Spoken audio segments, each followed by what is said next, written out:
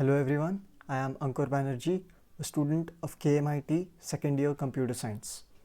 This is an update video for my project in Project School Phase 2.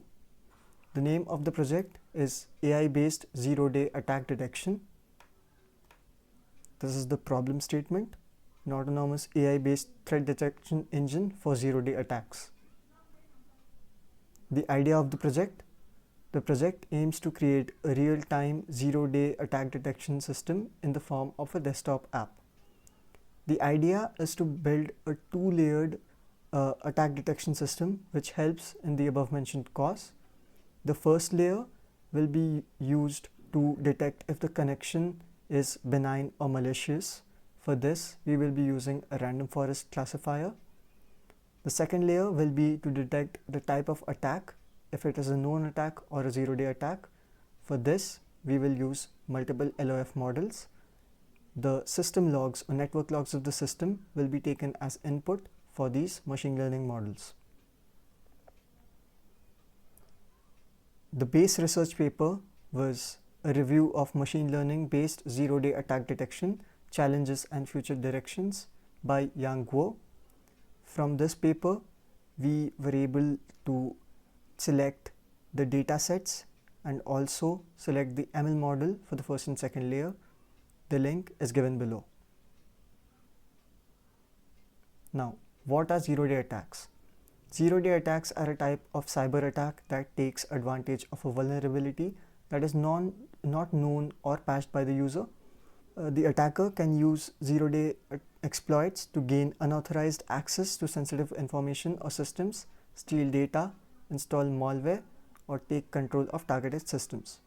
Zero-day attacks are extremely difficult to detect and defend against because they are not known to security experts or antivirus softwares. The tools used in this project. First, let's take a look at the ML models.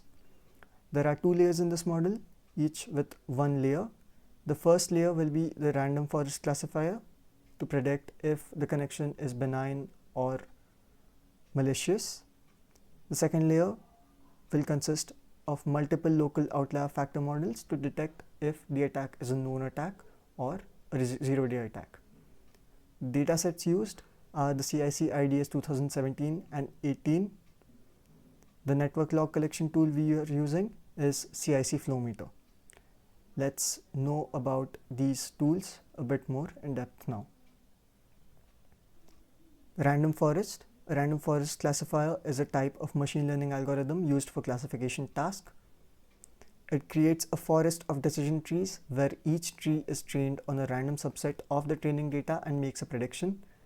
The final prediction is based on the combined predictions of all trees in the forest. Random forest classifiers are known for their high accuracy, robustness, and ability to handle high-dimensional data with complex relationships. These classifiers can handle missing data, outliers, and noisy data well. They are less prone to overfitting than other machine learning algorithms. The first layer will use this algorithm to detect if the connection is benign or malicious. Local outlier factor. It is an unsupervised machine learning algorithm used for detecting outliers in data. It works by calculating the local density of a point compared to its neighbors and then comparing that density to the local densities of its neighbors. The points with a much lower density than their neighbors are considered to be outliers. LOF is a distance-based algorithm, which means it works best with continuous data and distance metrics such as Euclidean distance or Manhattan distance.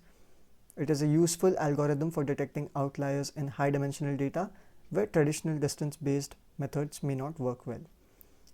This model will be used to detect if the attack is a known attack or a zero-day attack. For this, we will be using multiple local outlier factor models for different kinds of attacks. Now, coming to the datasets, I will be using two datasets in this project, which are the CIC IDS 2017 and the CIC IDS 2018. These datasets were made by the Canadian Institute of Cybersecurity. These datasets contain network logs of system on which multiple attacks were simulated over the course of a few days. These datasets contain logs for different kinds of attacks such as DDoS, brute force, port scanning, SQL injection, infiltration, etc. The two datasets contain different kinds of attacks and signatures. So the plan is to combine these two datasets into a single dataset so that we get the data for all kinds of attacks and the signatures are readily available. Coming to the CIC flow meter. The CIC flow meter was the tool which was used by the Canadian Institute of Cybersecurity to develop the datasets. It is a network traffic analysis tool used for monitoring and analyzing network traffic in real time. It is an open source tool developed by CIC. The tool is designed to analyze network traffic at the packet level and provide real-time insights into network behavior and security threats. It is capable of processing large amounts of data and can analyze network traffic at speeds up to 10 Gbps. The CIC flow meter was originally developed with Java and C++. We are using the Python implementation of the tool. We had to make some changes to the source code to make it function well on our systems and Windows OS. Now coming to the workflow. The CIC flow meter will be running in the background, so it will be collecting logs. These network logs will be appended to a CSV file. These network logs will then be sent to the first layer, which is the random forest classifier, which will predict if the connection is benign or malicious. If the connection is benign, the network logs are dropped and the process continues. If the connection is malicious, then the logs are sent to the second layer. The second layer will consist of multiple LOF models. This LOF model for each attack will try to detect if the data for the current situation is an outlier or an inlier for that kind of attack. If it is an outlier, for all the LOF models, the attack will be categorized as 0-day. And if it is an inlier, the type of attack will be detected and it will be shown to the user. The user will be alerted via notifications and email, and further attacks will be detected since the process continues. Now, coming to the phases of the project, there are 5 phases in the making of this project, each for certain tasks and having varying durations. The 5 phases are log collection, data processing, back-end, front-end, and final processes, which contains fixing bugs. Before any of these phases, there is phase 0, which is research paper analysis. So we analyzed multiple research papers to develop a basic idea of how we are going to approach this project. The paper by Yang Guo was the base paper which was selected. From this paper, various approaches, models and datasets were taken as reference, and tests were performed with various combinations of these to check the best fit process for the project. In the end, random forest model gave the best performance with the training data. Local outlier model was also selected. Now, phase 1 was the log collection. Log collection was performed by the CIC flow meter in my project. We explored multiple tools, but CIC flow meter gave us the logs which were apt for the data we were using to train the models. It is a tool that was used by the CIC, the Canadian Institute of Cybersecurity, to make the datasets we are training our models with. We have used the Python implementation of the tool, and we had to go to the source code, make a few changes to make the tool function properly on the Windows OS. Phase 2 is data processing. The CIC IDS 2017 and 18 datasets were selected for the project. Both these datasets have different types of attacks and their signatures. These datasets were combined together to get more training data and get better predictions. The fields in the data collected by the CIC flow meter match the fields in these datasets. That is why we are using the tool and these datasets. but some of these are redundant fields and contain null values. These fields were dropped in the datasets. At the end, 37 columns are being used from the datasets to train the models and to test. Phase 3 is the backend. The backend consists of running the flow collection tool, machine learning models, and the communication between these two models. The first layer was developed using the random forest classifier and the second layer with the local outlier factor models. The plan is to predict the attack status as soon as the logs are collected by the CIC flow meter tool and appended to the CSV file. The automation is the part of the project I am in right now. It will be done in this phase. Phase 4 is the front end. This is what I am going to do in the future. The front end of the model will be the desktop application and its appearance and functioning. The app will show previous history of detected attacks and also the current status of connection. This phase also contains the connection of the backend with the front end. The establishment of communication between the ML models and the app will be also done in this phase. Finally, phase 5 is the final processes. This part will be where I will be looking for defects in the functioning of the app and trying to rectify them. Fixing bugs will be a part of this phase. Let's come to the technology stack. For the front end, we will be using Electron.js, JavaScript, HTML, CSS, and Bootstrap. Electron.js will give us the framework which will be useful in building our desktop app. For the backend, we are using Pandas, NumPy, Scikit-learn, Matplot, and Seaborn. Pandas will be used to deal with the massive datasets. Scikit-learn will be used for the ML models. Matplot and Seaborn will be used for any graphical representations required for the data. Now we will be taking a look at the development of the project till now. This is the random forest model that I developed for this project. For this, we used the combine attacks.csv, which includes the CIC 2017 datasets combined. Before doing the initial pre-processing, the columns were in capital letters and did not match the fields that were in the collected data. So I had to change them into the desirable format. We had to drop the null columns in the dataset. There were a few extra columns in the CIC flow meter dataset which were required to be dropped.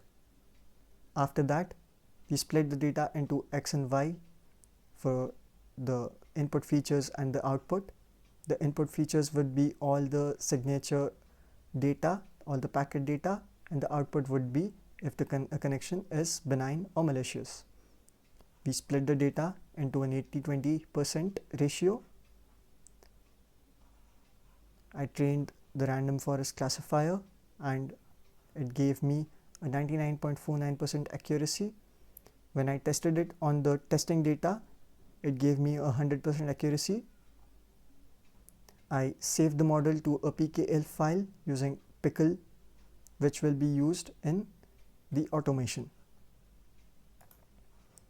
Coming to the LOF model, I manually trained each and every LOF model.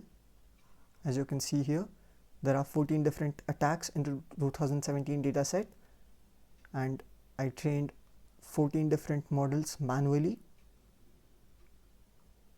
for detecting outliers. Let's come to the automation part. The automation part is not done as of yet. I have created 2 scripts which will be used to run the flow meter and also to predict. What I plan is to execute the predicting script as soon as the flow meter starts collecting the data from the network. For now, I will be running these 2 scripts separately. First, let's run the CIC flow meter script. I have set a time limit of 45 seconds, which means the tool will run for 45 seconds and give us a CSV called network logs, which we will be using to predict for the prototype. Let's run the CIC tool now. As soon as the collection of logs starts, we get these messages. So let's wait for 45 seconds. It looks like the collection is over. Now let's go to predicting.py. This is the predicting.py file, which consists the two model layers which will be used to predict if there is an attack or not, and whether it is a 0-day attack or a known attack. So first we load our random forest model. We iterate the rows in the CSV file with the data and select these features. Then we get a prediction from the random forest model. The predictions will either be 0 or 1. 0 indicating that it is a safe connection and 1 indicating that it is a malicious connection. If the prediction is 1 or it is a malicious connection, then the same logs will be put through 14 different LOF models, which will try to detect if the attack is a known attack or not. There is a flag which is initialized to false. If any LOF model detects that the logs belong to a certain kind of attack, then the flag will turn to true and the kind of attack will be displayed at the end of prediction. If none of the LOF models are able to detect that the logs belong to this particular type of attack, then it will be classified as a 0-day attack and an alert will be generated. Since I have not served any possible malicious websites in the time the tool was collecting the logs, the expected outcome is for the predictions to be safe. If the predictions are safe, there will be no message, and as soon as an attack is detected, there will be a message saying the attacks detected are so and so. So let's run the tool. It should predict that all the connections were safe and no message should come on. So as we can see, the prediction is done and there is no message. Let's try running the models on a dataset containing only signatures for botnet attacks.